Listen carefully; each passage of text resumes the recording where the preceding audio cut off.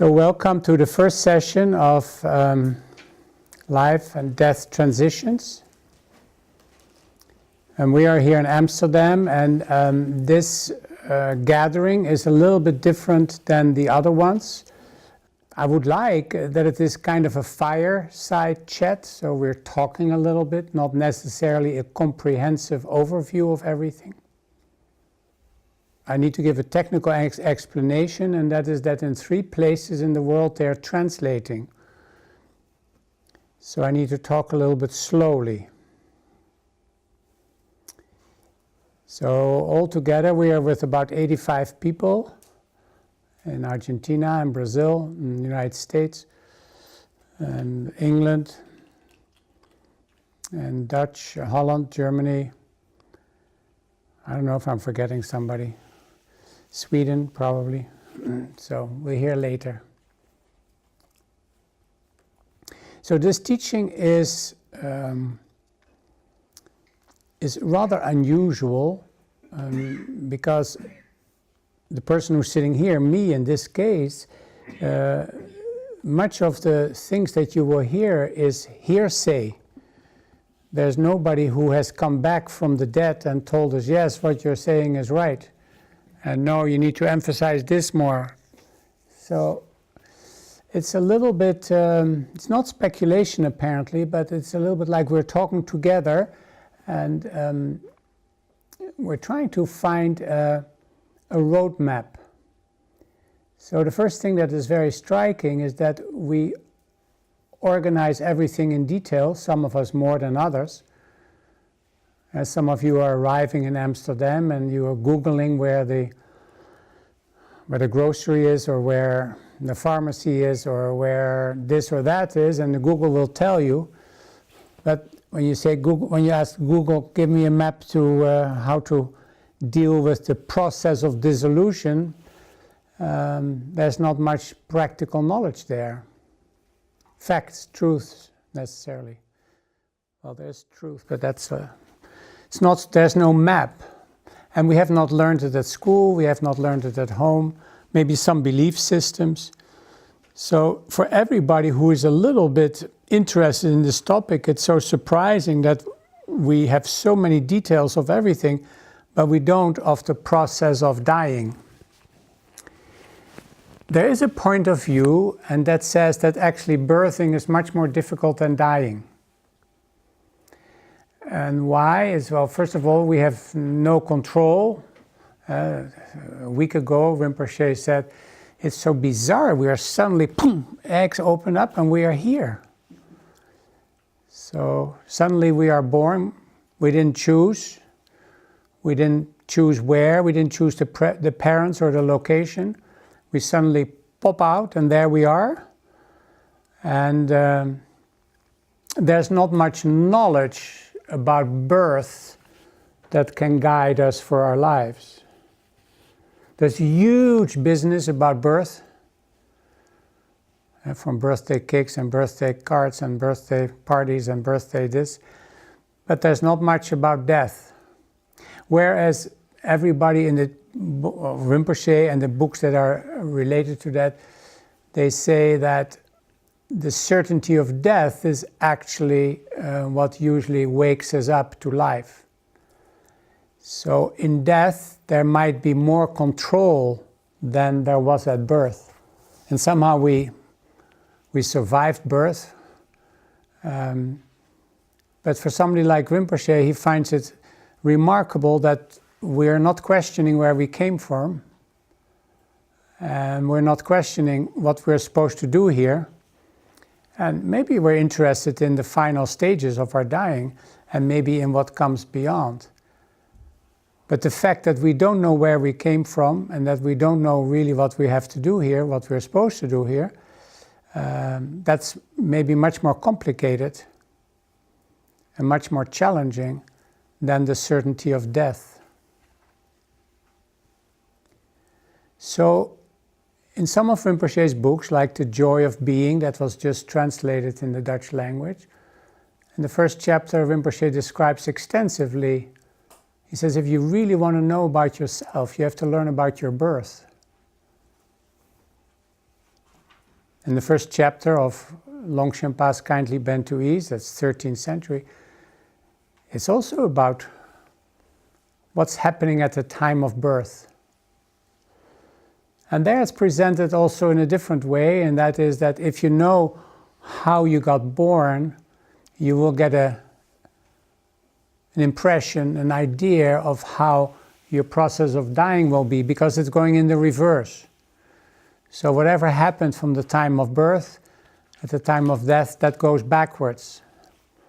It's not uncommon to say that dying people or sick people, dying people, they are like kids again. They act like kids, they are like kids again, because they're going back, that process. So the process of being born, the process of being in the womb is very important to study. Rinpoche connects that with the fact that most of our conditioning is already taking place while we're in the womb. So the atmosphere that we are steeped in, the atmosphere that we are in when we are in the womb is very much affecting us for the rest of our lives.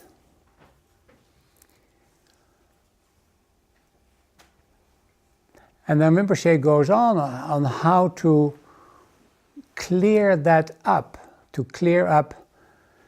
I don't know if it's a proper way in Dutch to say there's neerslag. Something is already coming down on us while we're in the womb. When our mother feels anything, we feel that too. And people like Rinpoche and Longshenpa don't believe at all that being in the womb is the best time of your life. It's not safe at all. You have no idea what's going to happen next. So, and you don't know when you're going to pop out and under what circumstances, and how much pain is really involved in that process, not only for the mother, but apparently for you, for us too. So the process of being in the womb, it's something to learn. We can learn it from medical books.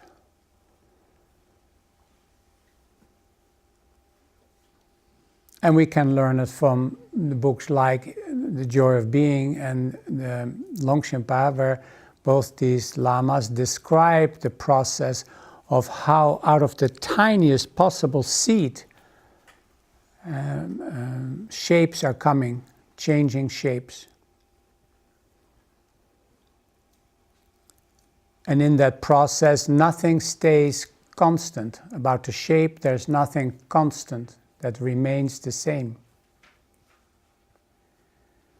We think we are the same, but every biologist or scientist will tell you, no, we are not the same, we're changing all the time.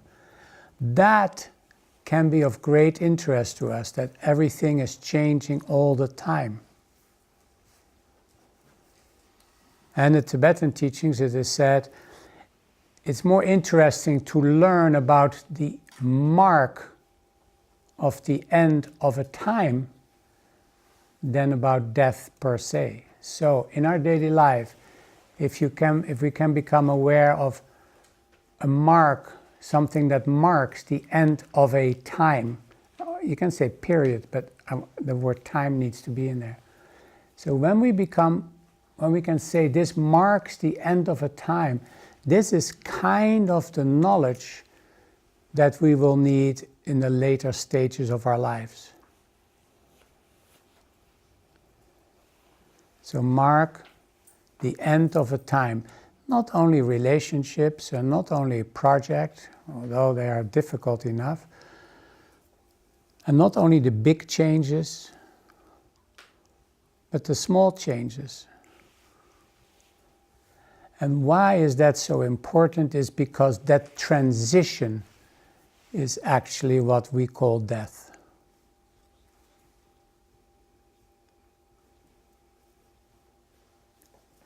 So when a period comes to an end, it could be you have to leave your apartment, you're finishing a job. It's not only the big things. But in a way, when you come, and the people who are here on retreat, when you enter the front door, that's the mark of the end of a time. That's the end of everything that came before. And then, of course, there are small moments. But this precision to learn to mark the end of a time, that is how we can become more familiar with this transition.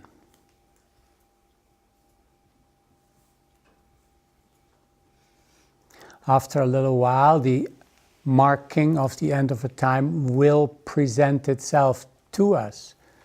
We do not all the time have to point and say, there's another one, there's another one. It starts to point out to us. Here's another one, here's another one. The best thing we can tell a dying person that he is dying. Not when he doesn't want to hear it, then don't do it. It's his death or her death. It's not up to us to tell him how they should die. But to not tell the truth is to be avoided, let's put it that way.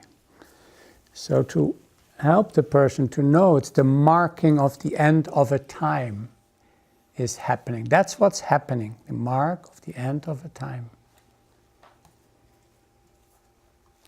So as we are beginning to learn that, we remain, in our teaching we call it an awareness will remain. There's a witness, you could say. There's some part of you that is aware that it marks the end of a time. And that will be one of the GPS instructions or TomTom instructions that we get. The voice in the TomTom is not saying, there's the mark of the end of a time. At some point probably, but now we have to learn it ourselves. And everything is geared towards ignoring that. A week ago I was kind of happy with the discovery. And I said to Rinpoche, and literally every word of these 2 sentences is inaccurate. I thought I was really mature in observing. Rinpoche, I feel young, but my body is not. I'm open, but not for long.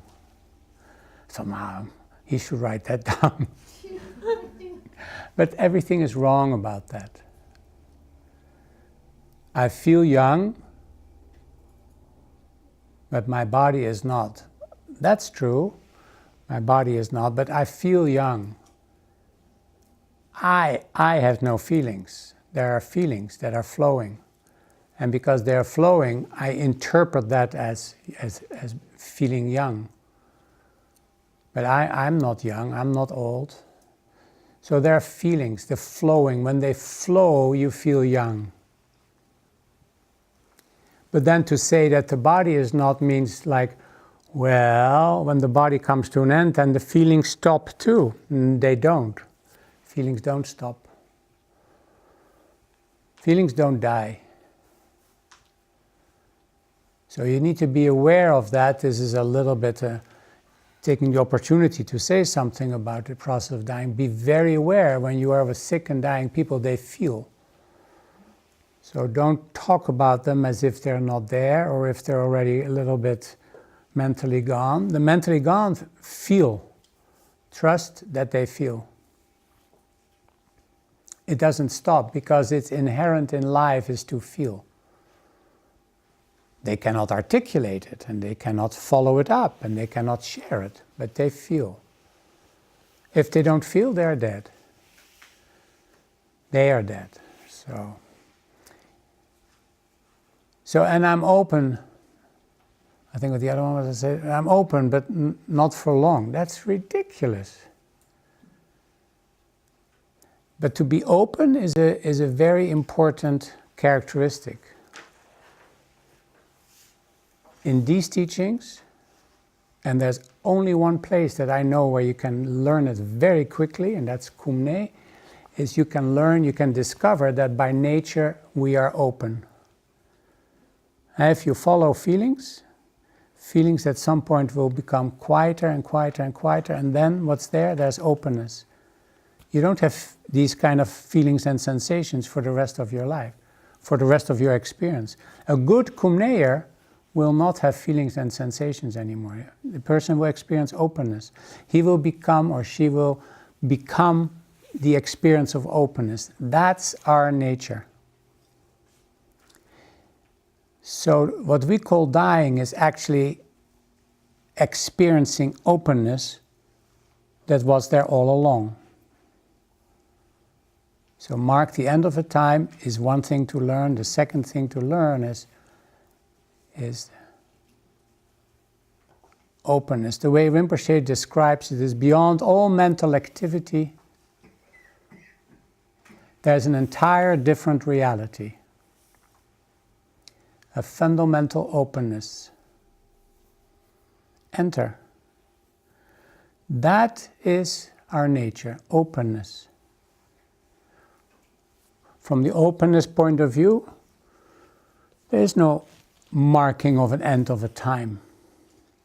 There is no difference between living and dying. There's differences in manifestations, in appearances. From openness, it doesn't make any difference if you're upset or not. There's just a dance of energy. I know we shouldn't talk to each other like that, because don't say, well, I'm just a dance of energy. Don't say that. Become aware that what you're experiencing is a dance of energy. And the moment you say what it is, the dance stops. The openness is gone. So ideally, and you learn that through Kumne, is to feel that experience rather than to label it. So in that context, a good Kumneer will not, I should be very careful, because I have to be tested myself too in so many weeks or so many years when this time has come to. I cannot guarantee that I will be the perfect Kumneer at that time. I can guarantee you I will not be. But for the Kumneer, there is no death. There is openness, and there's flowing, and there's marking of an end of time. But there's a flowingness, and the flowingness becomes quieter and quieter, and then there's openness. So as we become aware of this openness, if we begin to experience this openness, and we begin to see that on the surface everything changes, but the openness doesn't change. So the openness is to become our refuge, openness. For the person interested in living and dying and transitions, there's only really one method, and that's to learn about openness.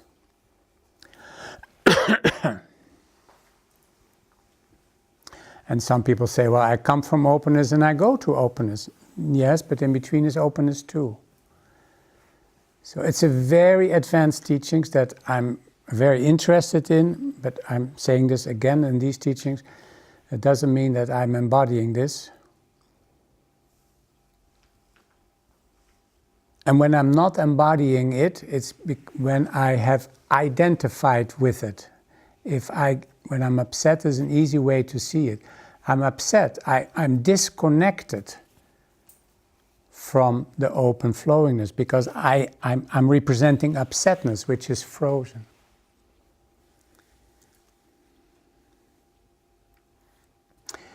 The greatest characteristic of not knowing openness is to say,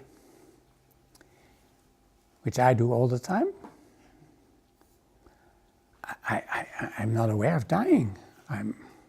I feel good or healthy or young, or death is so far away. And we think that's really advanced. It's not. It's very stupid. For me to say, I don't feel any death, I feel so young, and one day I will be surprised. Yeah, the body's going slower and the body is more difficult, so there are signs that things are coming to an end, but I don't feel that. So I don't feel that because of kumne. Kumne, the feeling feelings don't age. The ne in kumne doesn't age. It's timeless. It doesn't age. So if you're doing a lot of kumne, you feel you feel young. And you can say, but you are not. But if I say I feel young, that means I have become attached to this youngness of the feeling. Am I saying this clear? So a person who says, well, I'm not, I'm already so old or this age, and yes, I know I must be getting older, I must be dying, but I feel young, and I just don't get a grip on the fact that I'm dying. Don't you think like that? I do. I mean, I cannot imagine that I will die. Do you have that too? Or just me? Can you imagine that you die? I cannot. That means I'm attached to the feeling. If I would be more embodying the openness, I wouldn't say that, because the openness doesn't have young or old. And to the openness, there are no transitions. There are manifestations, that's true. So I hope I said this clearly. There are two kinds of people in this context of this topic. One that keeps telling me, I have a feeling I'm going to die soon. You hear people say that to you? I'm not talking about sick people who know they're sick and they're terminal, they have been declared, have an illness, they know they're going to die. But if you are not in that situation, do you also meet people say, I'm really thinking I'm going to die soon, maybe 2 or 3 years? You don't meet those people? Well, I meet those people. And it's kind of a different way of asking for attention. Why would you tell everybody that you think you're going to die? What is the urgency for that, the need for that? And the same way, people like me who say, I don't feel anything. You feel that then. If you don't feel the other, you must feel this one. I cannot relate to dying. I love these teachings, but I can't relate to dying. I cannot imagine that I will be dying one day. I mean, I'm trying hard, close my eyes, visualize a hospital. No, not me. I can't imagine.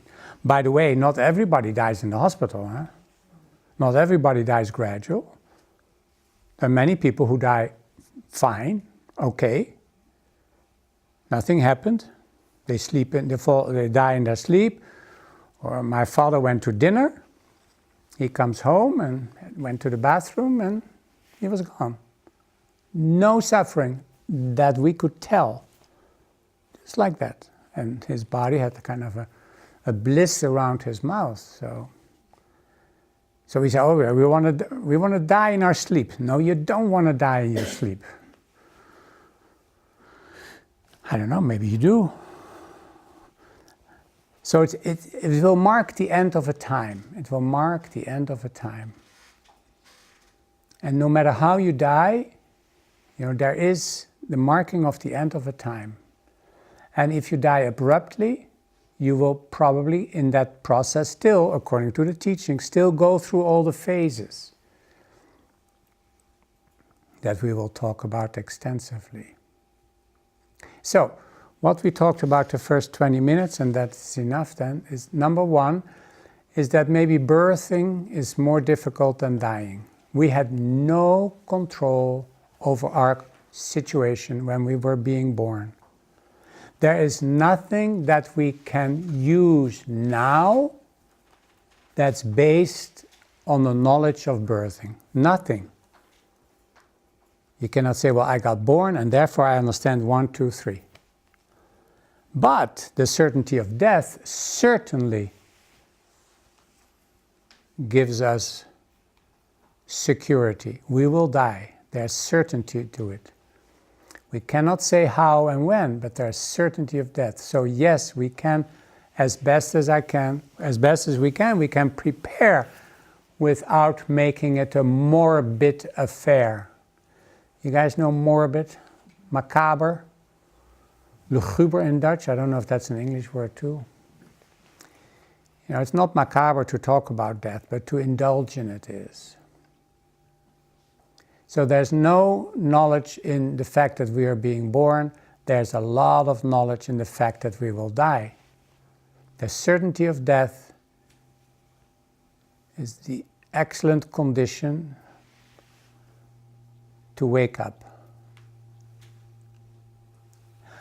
I will die, but it doesn't wake me up. So I don't feel that certainty of death yet. So how do you teach that the certainty of death? There's a very simple method, and we're going to take 5 minutes time for that. The very simple method to discover the certainty of death. You may not like every suggestion that you get, but please come along. You might discover something you didn't know before. So, would you be so kind to take a pen and paper and write down all the people in your life that have died? Just start without thinking. Write down who has died that you were aware of. Not like deductions or conclusions. No. My father, my mother, Uncle Jim, etc.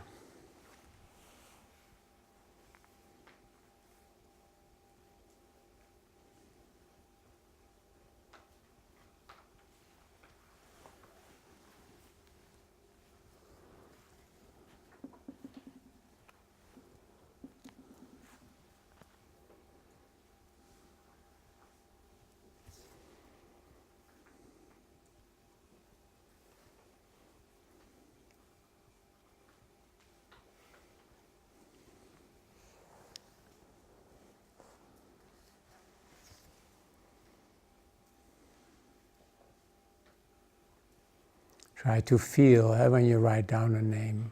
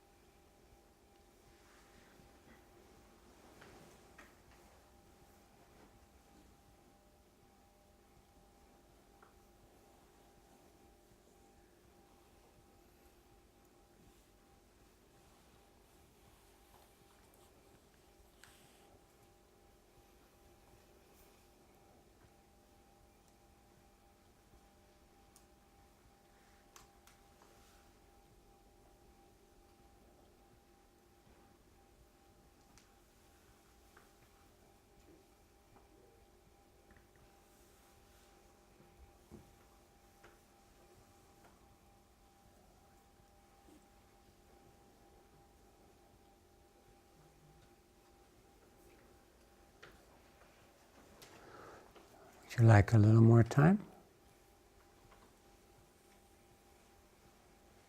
Yeah?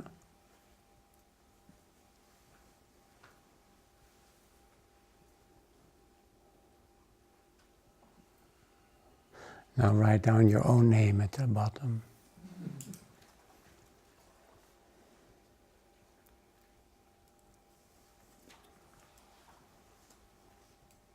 And I propose you close your eyes for a moment. Keep them open if you like, but maybe you want to close your eyes for a moment.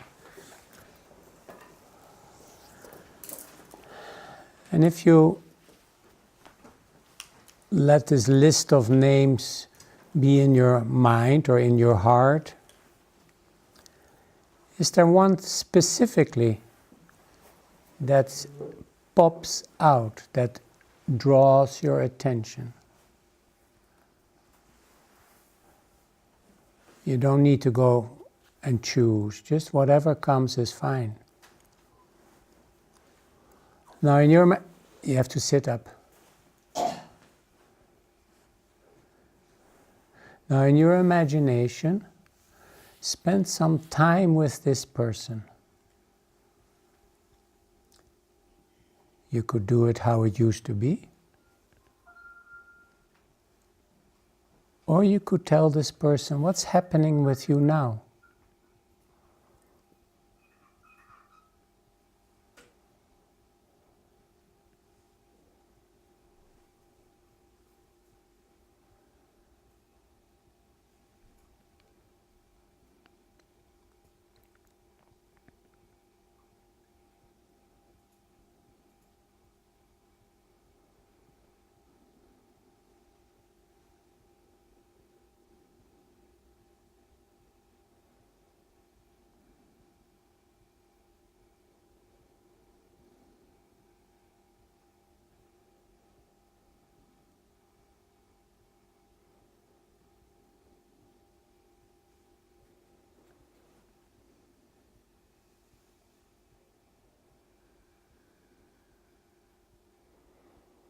Of course, pay attention to the feeling experience in the body. You don't need to label that experience or tell yourself about it. Just feel how it is to be with this person in your activities that you had, or maybe just tell what you're doing these days.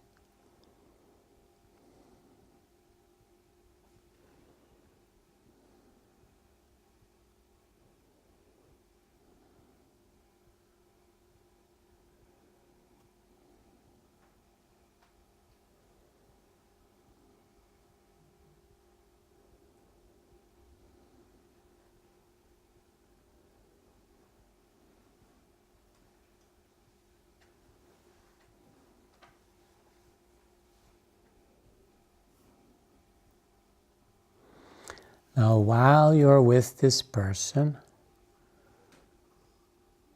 let me say a few things without hopefully interrupting your experience. One reason why this is so good to do is because these experiences can nourish you today.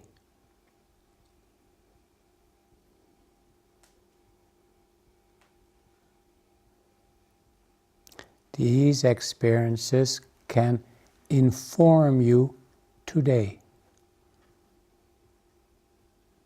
There might be guidance in the experience, maybe not being said in those terms, but felt.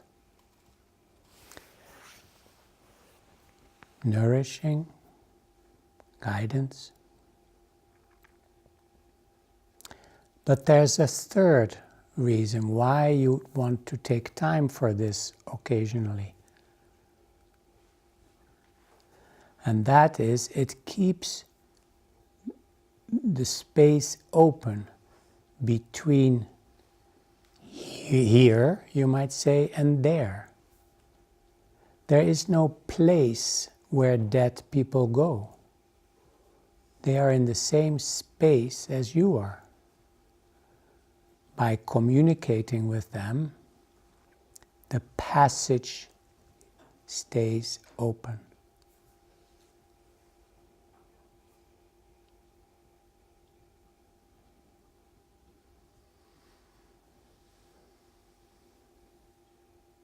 There's no separate place, and there's no distance.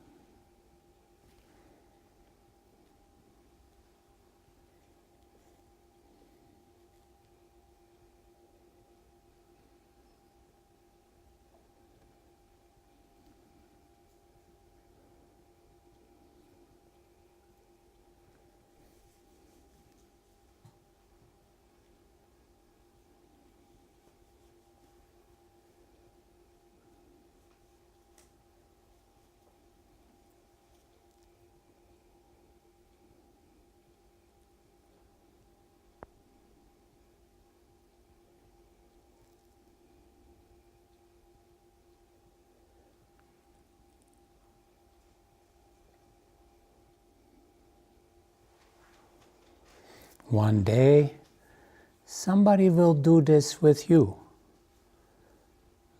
A presently much younger person may do this with you one day when you're no longer here in this body.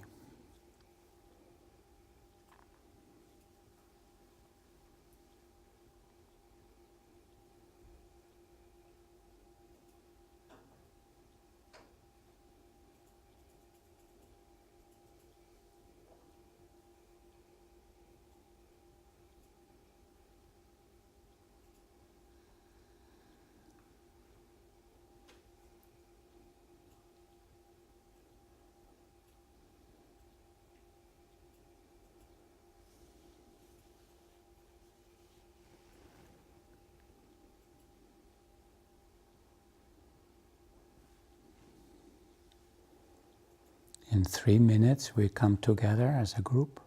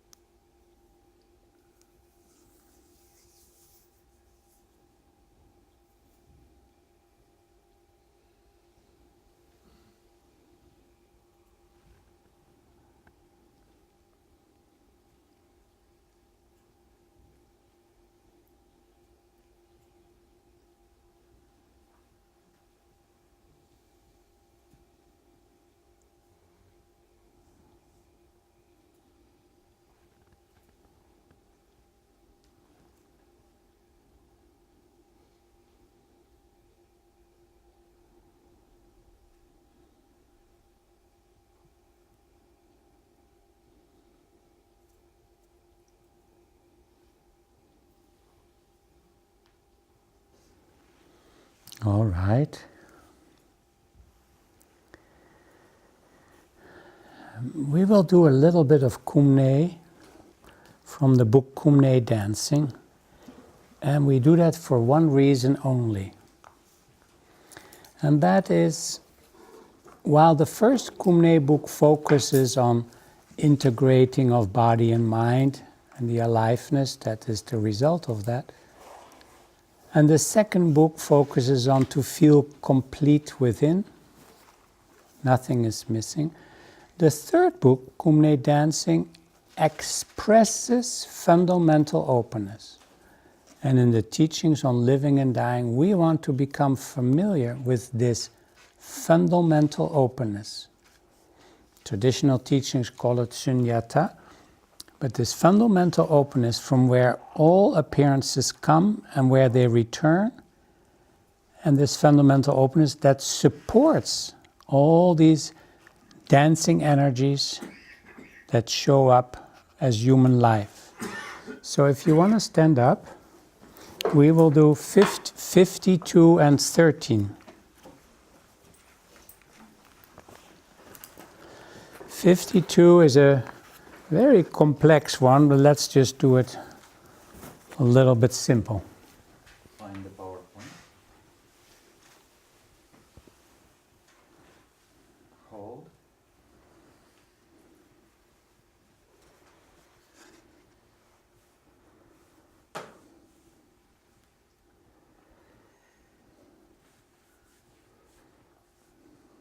Now straighten your knees, hands stay on knees, and you bend forward, back parallels the floor, head in one line.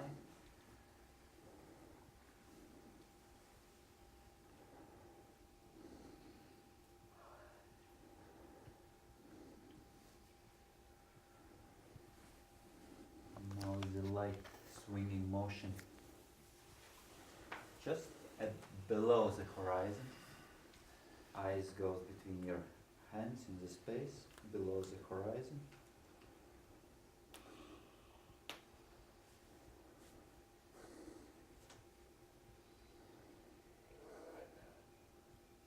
And swing more up, 45 degrees up, and again between hands, gaze in space.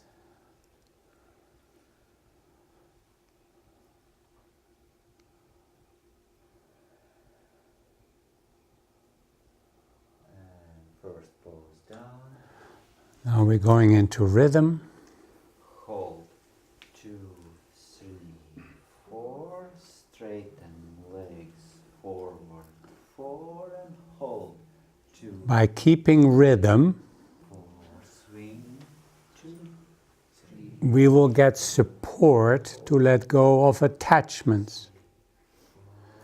The single most obstacle in the process of dying. Down. By keeping the rhythm, Hold. it's easier to release. Hold. People think that if you attach yourself, that you express love. It's not the case. Hold.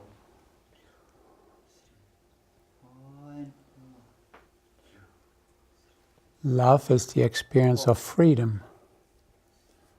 Hold down. You want the other to feel free. Legs. So we shouldn't attach ourselves to it, to her, to him, to it. The rhythm can help with that. Be in the rhythm. It helps with releasing attachment, and it helps with marking the end of a time.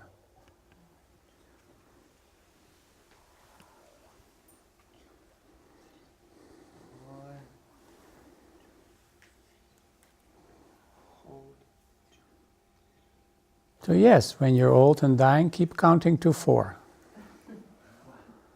In the hospital, when people visit, you're in a rhythm. Very organic way to release attachment, little by little.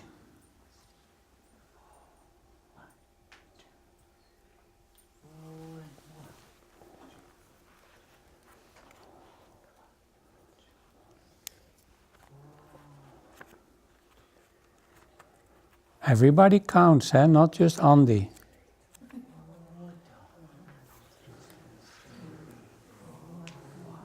You can do it silently, it's okay, as long as you do it.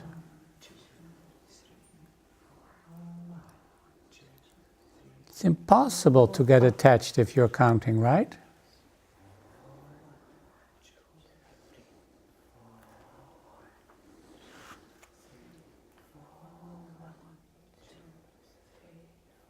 So your body, your energy is in a rhythm. And that rhythm will not allow sticking.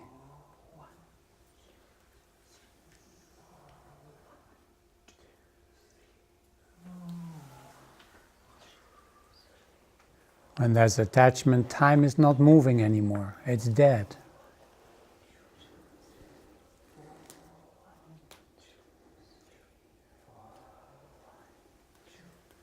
And you make the other like a butterfly pinned up against in a little glass box.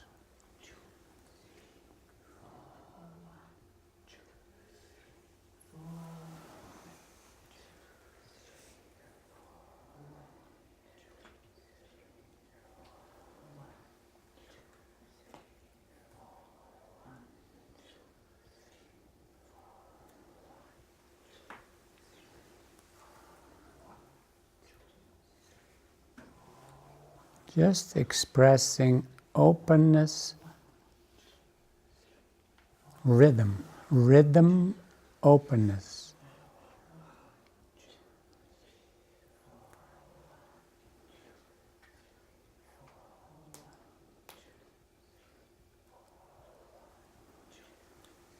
Last time.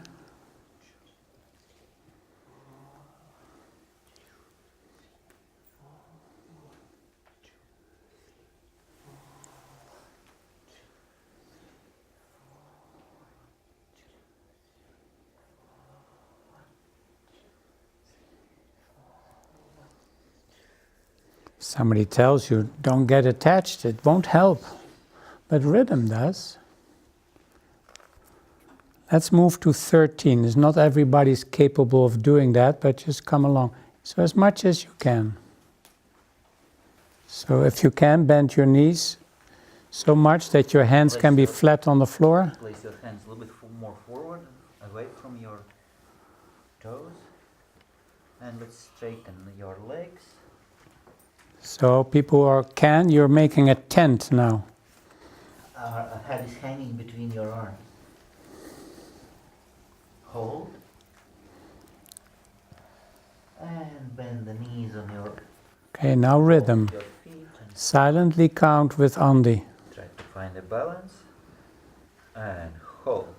2, 3, 4, and straighten up. Openness and rhythm. Forward, hold. 2, 3, 4, down. 2, 3, 4, hold. 2, 3, 4, up. 2, 3, 4, hold. 2, 3, 4, down. 2. When we die, we lose all our identities.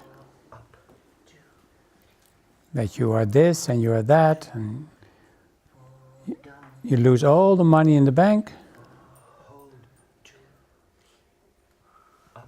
You're nobody. You want to be nobody, or the process is really much more difficult. Let's learn to be nobodies.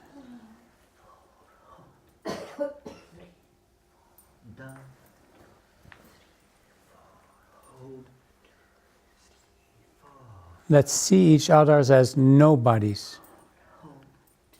Real people who are alone. We will die alone. We have to learn what that is like.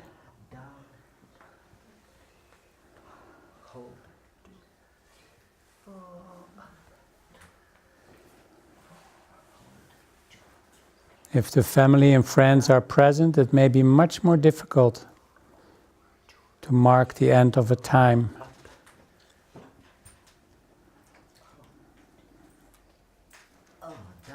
Count, internally. You want to learn this rhythm. Everything is already in a rhythm, and now it's unifying.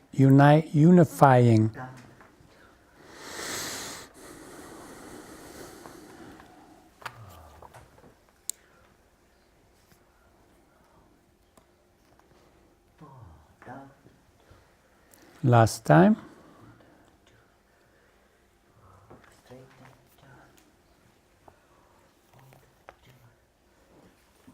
Down.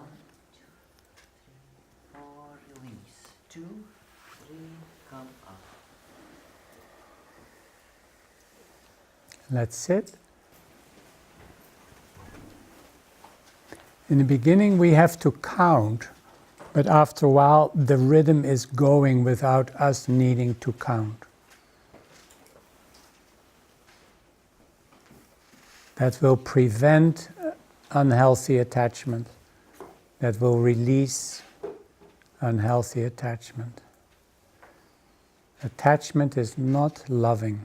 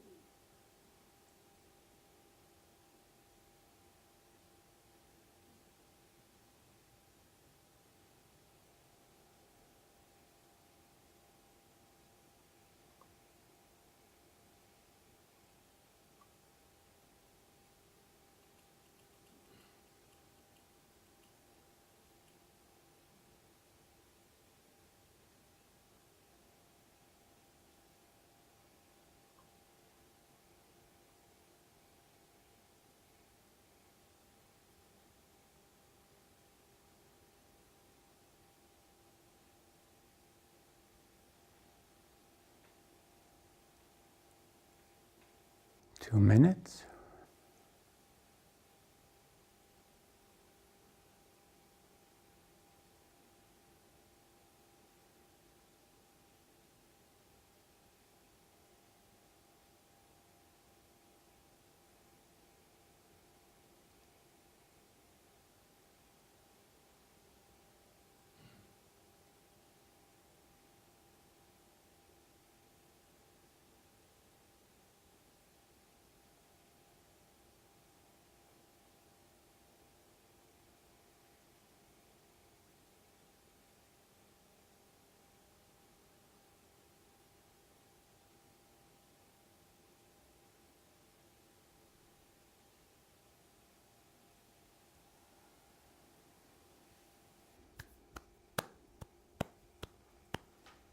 So just a few moments before the end of the session, we mark the end of a time.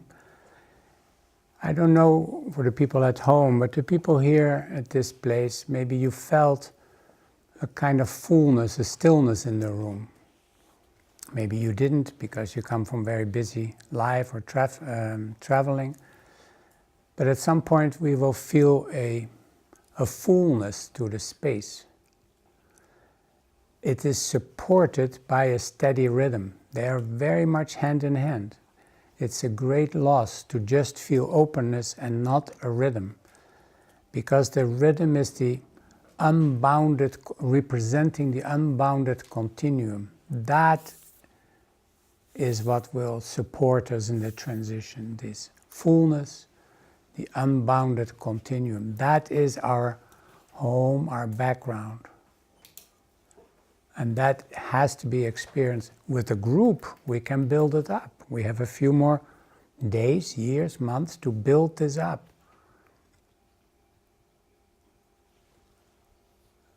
And it is lovely to see friends and family in their last days. But this is your support when it really matters. So this is the end of session 1.